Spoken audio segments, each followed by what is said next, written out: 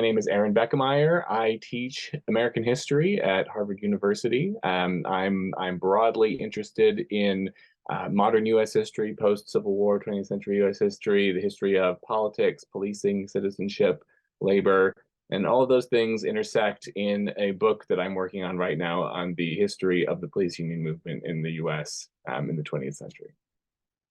Yeah, and thank you for letting me read some of it for the purpose of this interview. So if you could maybe bring us to how you came to be interested in police unions and the rise of law and order in American society.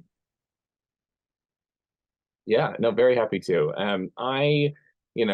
This started as a dissertation project, and when I was thinking about what I wanted to work on for my dissertation, I was broadly interested in labor history, and at the same time, I was at a university at Harvard where there was a lot of good work being done by historians and other scholars around policing and mass incarceration and state violence broadly. And so as I learned more about that and continued my interest in labor history, those two things kind of intersected in the topic of police unions, about which there's a lot of legal scholarship, policy research, some sociological research, but sort of shockingly little historical research, which I think is true for a number of reasons. It's partly because of finding sources is challenging with this topic. It's partly because people sometimes don't know how to feel about the topic. There might be people who say, I like unions, I have critiques of the police. How do I fit those things together with the topic of a police union? So I think for a number of reasons, it's a topic that people hadn't taken up as a primary focus of a project. And I decided I wanted to do that. And really there are these big sort of fundamental questions about this topic that I try to at least begin to answer through my project about where police unions come from and how they went from being, as they were originally, fairly rare and marginal and not that powerful to what we understand them to be today, which is much more common, much more visible and influential, and holding a lot of power both in the workplace, right, within a police force, but also more broadly in American politics. So my book is an attempt to grapple with those questions and understand that trajectory and how we kind of live in the world that we live in today with the police unions that we have today. Well, with so many of these topics that we talk about, policing in America and the rise of police unions is incredibly complicated. And as you kind of touched on, like we have this, do we support the labor of police through unionization, or, are they used, or does it become something else? And I think that before we even talk about the unions, I think we need to talk a little bit about how police view their own labor, and what is it that they're attempting to, well, what is their job, I suppose, is my question. Yeah. I mean, on the one hand, that is the content of police work has changed in a lot of ways over time. Modern police departments, as we know them today, emerged in the 19th century at different times in different places, in large part to regulate a sort of growing multi-ethnic, multi-racial working class in the North. It's getting a lot of immigration from Europe and the West Coast, from Asia, and the South as formerly enslaved people are sort of entering the workforce in a different way. And so policing early on emerges largely to deal with questions of labor and labor conflict and what working class life is going to be like. But always there's these other sort of functions as well. And so the particulars change a lot over time. But in general, police work, I think as police understand it, is about producing a certain kind of social order, a certain organization to society. And they'll talk about that and understand that in terms of order and safety, right? These are words that go together. And I think the typically the through line of police self-understanding of work is that order is safety, and that the goal is to guarantee that order. But that's not as simple as it sounds, right? And guaranteeing a certain kind of social order also means guaranteeing certain things like what kinds of social inequalities exist, who's included or excluded from certain public spaces, what kinds of activities are going to be considered publicly acceptable or legal versus illegal and stigmatized and punished. And so if the through line is guaranteeing that order, what that social order looks like and exactly the role that police play in in securing it, that has changed in some significant ways over the last 150, 200 years. Yeah, and I'd kind of like to begin post-World War One in kind of a post-progressive period, so the 1919s, 1915s, 1918s, and then, where kind of police were, during the heyday of the unionization movement, were seen as kind of the industrial class, management classes enforcer to break up unions. So how did police kind of move into unionism, even though they were seen as kind of the sharp end of the labor management stick? Right. Yeah. No, just as you say, in the late 19th and the early 20th century, city police are often expected to serve this frontline role in observing and oftentimes breaking strikes, and sometimes in sort of regulating and maybe undermining, unions or working class self-organization in other ways. And so that's always the hope and the expectation of city government officials or large property holders in cities, industrialists and bankers and so on and so forth. But police themselves, especially among the rank and file, sometimes have different ideas. That in many cases they step into those roles, but not always as reliably as the people who see that as the mission of policing would like. Sometimes they might not come down as hard on a strike as say someone who wants that strike broken would prefer. In that case, sometimes policymakers came up with other police forces in order to try to solve that problem. The Pennsylvania State Police are actually created in large part to create a more military style, reliable group of strike breakers than policymakers in Pennsylvania thought city police could be, for instance. So on the one hand, it takes that form sometimes of policymakers trying to come up with other backups or alternatives to the city police they see as unreliable in this role. But the other thing that happens is that as policing becomes more of a full-time, secure, long-term job that people occupy, rank and file police officers themselves, they understand it as a job and they have grievances. They want to work shorter hours, they want higher pay, especially in inflationary periods like the end of the 1910s, like you talk about, and they start organizing. They don't always call what they're doing in the organizations they're forming unions, but sometimes they do.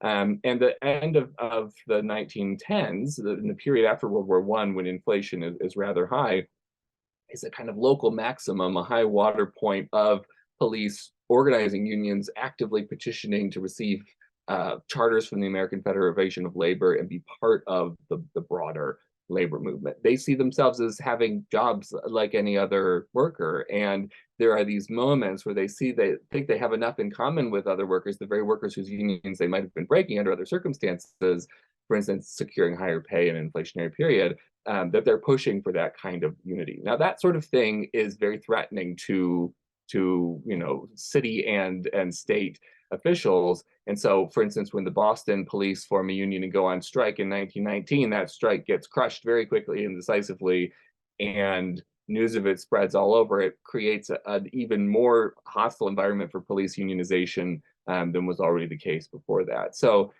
the little bit of police unionism that crops up gets stamped out relatively quickly, but it doesn't go away altogether. And that desire to organize that job, which is distinctive in some ways, but still a job, persists through the 20th century and up till now. Well, and one aspect of the job, I think, and it goes back to kind of what we were talking about with police as unionization enforcers or anti-unionization enforcers, is that, there are these great political machines in this time where, you have a boss, and like a political boss, and then to get anywhere in the city, you have to kind of work your way up this system of graft and kickbacks and all this kind of stuff. And the police are very much a part of that. So as they start to form these associations and fraternal organizations and lodges, they start to threaten the political status quo. And that not only, it cuts both ways, right? Because it threatens the bosses, but it also threatens rank and file. And how is that mediated, or how is that negotiated? Yeah, it's a balancing act for these groups. And they don't, when they're organizing, and when we're talking about these groups, I could be more specific. It can be groups like the Patrolmen's Benevolent Association, the PBA in New York, which is the first rank and file police organization, perhaps nationally, I'm not aware of an earlier one. They formed in the early 1890s. And they don't call themselves a union, but again, they're lobbying for changes to pay and hours and things like this. The Fraternal Order of Police is founded in Pittsburgh in 1915. And then there are also groups that do call themselves unions, like I said, in Boston and in other places as well. And they have a balancing act that they have to manage, because on the one hand, some of the grievances come from the fact, as you say, that these police departments they're very hierarchical places where there's a chain of command, and they're embedded in this system of machine politics where often people have their job as a police officer because they politically supported the party machine that has captured politics locally in the city. And so their rank and file officers, say patrolmen, right, people at the bottom of the hierarchy, are they're looking up a very steep and tall hierarchy in which they don't individually necessarily have a ton of power. And what they're doing by forming these groups is organizing a counterweight on some level to that hierarchy. Now they'll sometimes downplay that because they don't want to be so threatening that their groups get stamped out right away. So like I said, the PBA or the FOP, they're not saying, they're in fact vehemently denying that they're unions and that they're ever going to go on strike. There are other groups that are very clear about that. So there is actually also a PBA that forms early on in Philadelphia that doesn't really last. And in fact, later on, it's going to be an FOP chapter that takes hold in Philadelphia. They're very explicit in the 1910s or 20s that they want to fight against the machine, the political machine, as having captured this system. So different groups walk this line in different ways, but nonetheless, they are trying to organize out in kind of horizontal lines, right? Not along the vertical lines of who's their patron within the department, but building kind of solidarity within a given rank to try to change the terms of their work in some way. Yeah, that's very fascinating. And I think one of the things, I think for the purpose of our discussion, we're going to jump ahead to post-World War II now, and kind of where we see a shift in society as a whole, but also kind of like the old way of policing, which was this kind of, as we were talking, kind of nebulous, who's interests are being protected and who's being surveyed and who's all that kind of stuff, suddenly changes in the late 40s and early 50s, and crime takes on a new tenor and tone that had been there prior, but definitely solidifies in a different way. And maybe you could talk a little bit about that. Yeah, there's a reform movement that is pushing back against the political machine capture of city politics and of police departments in particular, that had been at work since the late 19th century, but really crests and kind of comes to a head in a major way by the middle of the 20th century, those years and decades after World War II.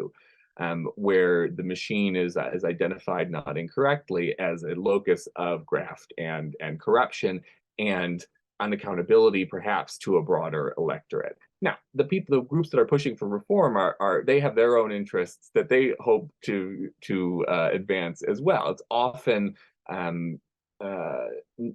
the folks who might support the machines were often either sort of small businesses or local manufacturing interests and things like this, whereas the reformers on the business side might have been backed by finance, real estate, insurance professionals of certain kinds. And so they're seeing themselves as not represented by the machines and advancing a persuasive critique of machine corruption to try to break the machines apart and create a reform system that in principle is more accountable to the electorate more broadly.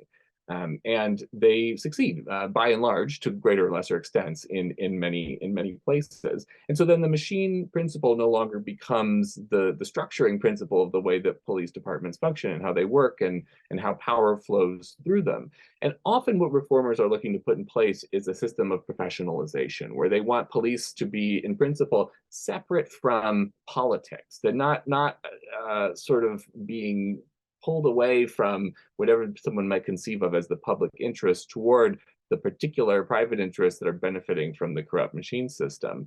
And part of what they envision is a more rigid, centralized, top-down system of administering police departments. Under the machine, police departments are often very decentralized, and reformers often want to put in place a more rigid top-down system where chain of command is stronger and tighter, and the commissioner or the superintendent of police has a lot of direct authority.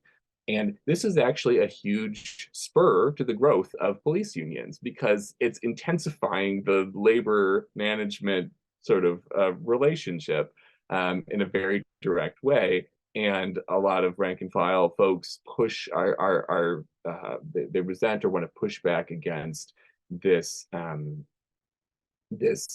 more intense form of oversight and discipline that often comes with this. So that's one big thing that leads to the growth of police unionism, say in the 50s and 60s onward, especially is that. The other thing that's happening is there's the civil rights and eventually Black Power movements are increasingly organizing to combat police racism and police brutality against people of color and Black folks in particular, especially as urbanization and the Great Migration are sort of hitting a peak in the middle of the 20th century as Black folks are leaving the southern countryside and moving to cities, often northern cities, looking for industrial jobs. That increases the Black population of a lot of these cities. But at the same time, because of a long history in the United States up to that point of seeing Black people as inherently disposed to criminality, there's this perception that the growing Black population of the city means more crime, right? That they're vectors of crime and that Black spaces in the city are more criminal spaces. And so when civil rights organizers are pushing back, looking to limit the autonomy or authority of police officers or make them more accountable in various ways, often police experience that as criminals trying to flip the proper order of things and take charge over the police rather than the other way around, which they believe it ought to be. And so that too, often that's a piece of the reform project, is another big spur to unionization. And so just to bring all these threads together, what you get as a result is an energized group of police unionists either reviving older organizations like FOP or PBA chapters or building new police unions that are pushing back against reform in its various guises, trying to limit managerial authority, increase their own standing within the department, but also push back against civil rights reforms and sometimes against civil rights politics and other Black freedom politics more generally. And that's how you get this more robust and politically influential and right-wing form of unionism that becomes dominant among police unions in this period of time. Yeah, and I think that dynamic between like what becomes citizen oversight or, pushback of citizens saying we're being targeted and we're being harassed and brutalized by the police on one hand, and then the other hand is the management, the commissioners, the mayors, the chain of command, as you talked about. And that dynamic sets up that, I think, what you were just talking about. It's just incredible. That tension is incredible. And kind of right, one of the architects of navigating that tension, at least you saying what I read was this gentleman, John Harrington. And I think if we could just kind of talk a little bit about Harrington and his famous coined term, the thin blue line, and kind of how he kind of negotiates this tension between management and what we would, in today's parlance, maybe call customer service. Yeah, absolutely. So John Harrington is a police officer in Philadelphia in the middle decades of the 20th century. He's an Irish American son of a police officer who himself goes into policing. He ends up working for the Highway Patrol Division of the Philadelphia Police Department. So it sounds like state police, but it's still the city police. And he comes to take on a very active role in the Fraternal Order of Police, both in his local lodge, the Philadelphia Lodge, Lodge 5. He becomes the president of that lodge in the mid-1960s and holds that office into the early 1970s. But around the same time, he also becomes the national president of the FOP and holds that position again, mid-60s to mid-70s, slightly different years. But as a result, he's a particularly important and not just locally important, but nationally influential figure who is translating the Philadelphia context to a national context in an organization that is the second largest rank and file police organization at the time. You know, the FOP is now today the very largest, and so he as an individual happens to matter a lot because of the particular position he occupies in the organization. And on the one hand, he gets a lot of media attention, and a lot of his focus is around aligning his union with right-wing law and order politics, right? Against pushing back against things like civilian review boards or other forms of police oversight, which he sees as undermining the legitimate professional authority and discretion and autonomy that he thinks belong to police and that are essential to, as he understands it, good police work.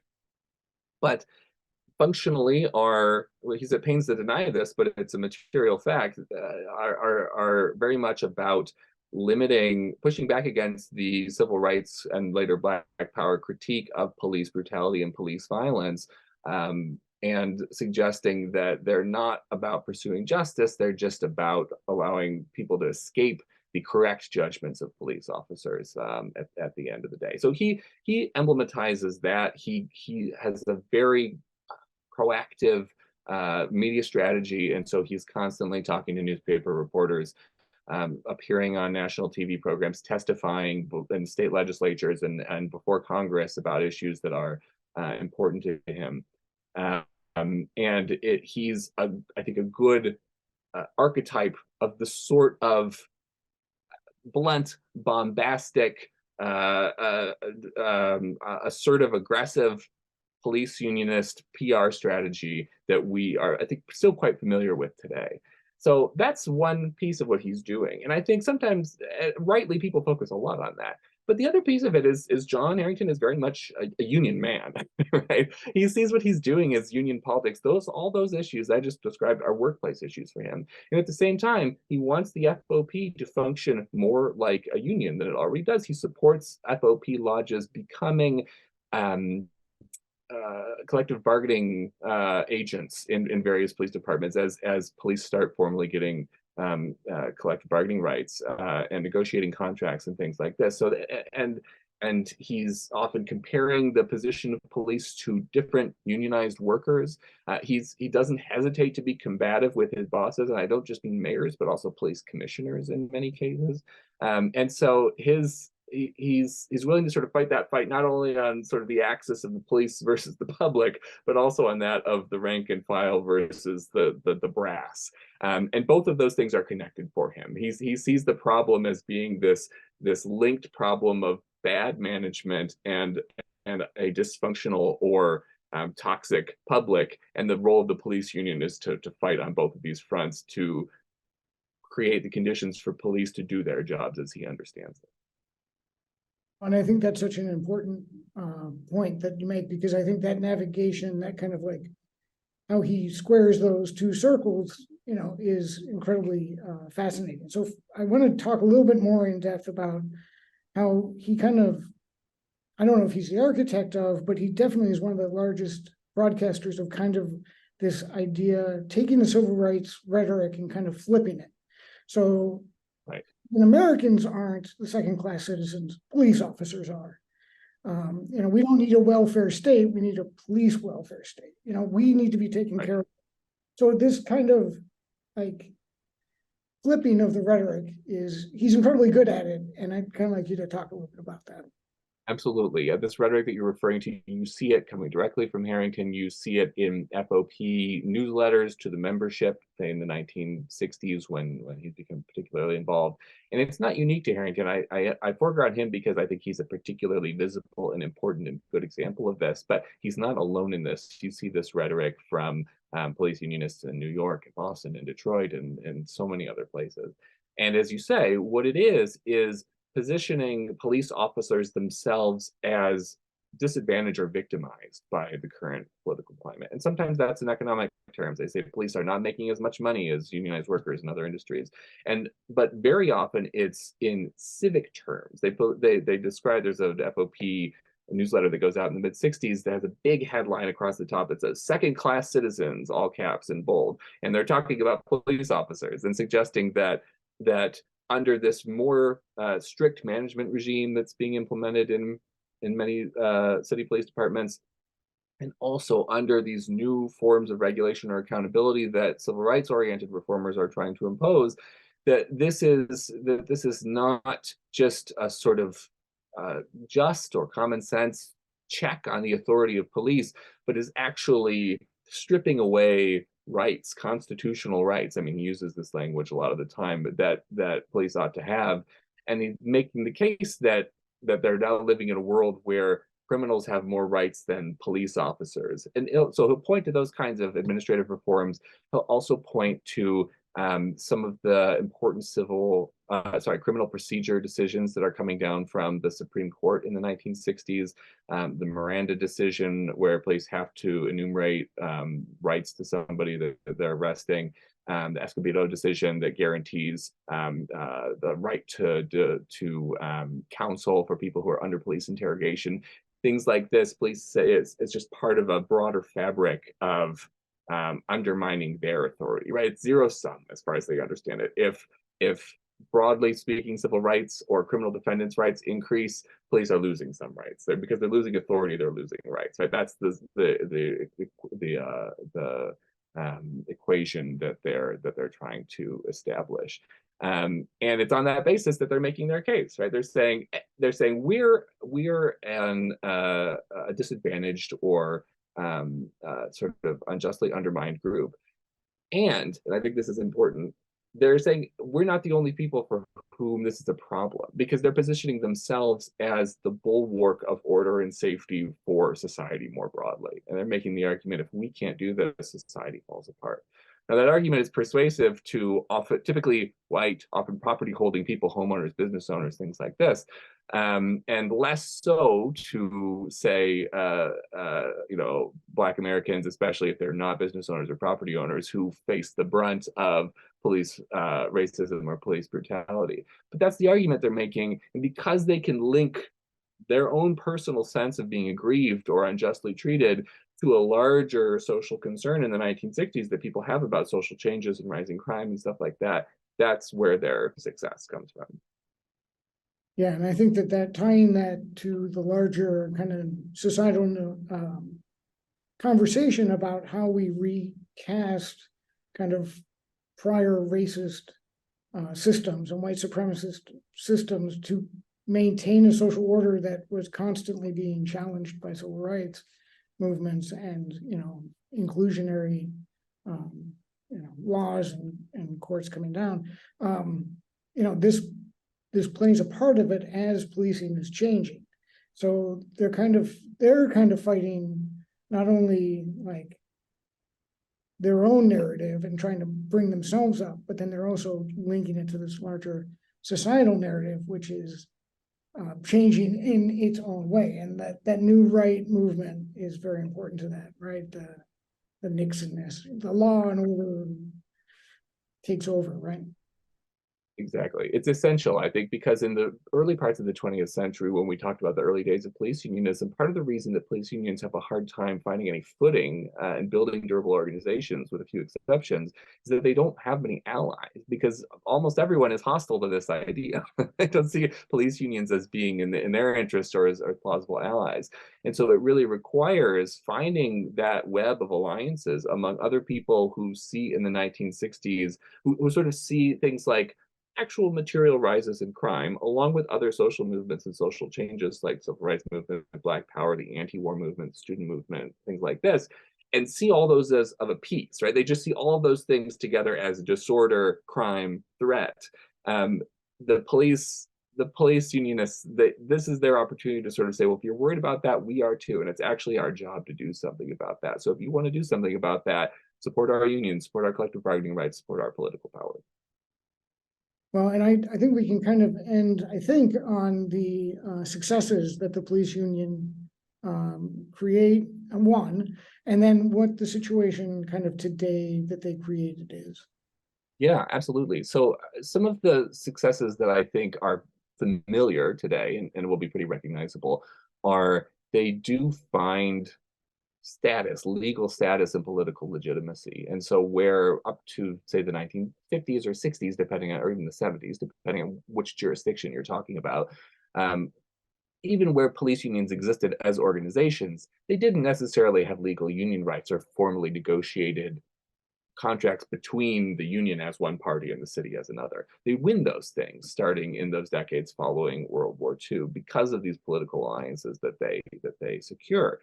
And that's a lasting victory, right? So much of the discussion around police unions now, especially if people want, if they're critics of police unions or they want to challenge them in some way, often the focus turns to, well, what's in the contract that they're negotiating, provisions around discipline or pay or things like this. And people look to the contract as the place where change ought to happen. So winning that formal status and collective bargaining rights and negotiating these contracts is a central and huge victory, enduring victory for police unions. It's not the only way that they exercise power, but it's obviously a very important one. There are bigger and more ambitious visions that some folks have back in the 60s and 70s. John Harrington would be a good example of this, right? I think John Harrington had a bigger vision of, he wanted police unionists to play the sort of role that other kinds of unions had played in the democratic sort of liberal coalition in the 30s, 40s, 50s, 60s of not only getting union rights, but also building out the welfare state and various forms of social services that the government provided. But they want it for police only, or sometimes for police and fire, for people they saw as doing sort of protective or safety related work. And so Harrington pushes for, he successfully gets federal funds to establish a police retirement home for indigent police officers in Philadelphia. He fights, doesn't quite succeed at expanding the local public hospital in Philadelphia, PGH's sort of a wing of the PGH that provides free at the point of care health care for police officers. And so he's interested in building out these kinds of welfare state institutions, both locally, but even nationally, they get a win. Not while he's the president of the FOP, but he helps succeed in lobbying for a death benefit for the dependents of police officers who are killed in the line of duty, which is a function that is originally offered by police organizations, fraternal organizations, and things like this, dating back to the 19th century. By the time we get to the 1970s, they're succeeding in getting the government to provide, on some level, this function. Those kinds of more ambitious efforts of building what I sort of call this a shorthand, a policeman's welfare state, right? It's not just about what's in the contract, but actually getting the government, the state, to provide these forms of social provision and social security.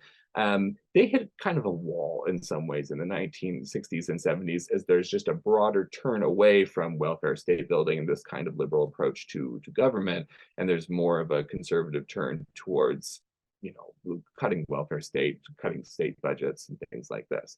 And so there's a broader structural change where I think that bigger project mostly hits a wall. But you still will see glimmers of it today, or remnants of it. The police retirement home in Philadelphia, which is informally called Harrington House, that still exists. Pensions, which are very old, they date back to the 19th century. That is a government provided form of security for retired police officers. So that there's vestiges of that larger vision today. But I think the ones that really have survived the test of time have been the police unions as collective bargaining agents and the contracts and the legal power they have as unions.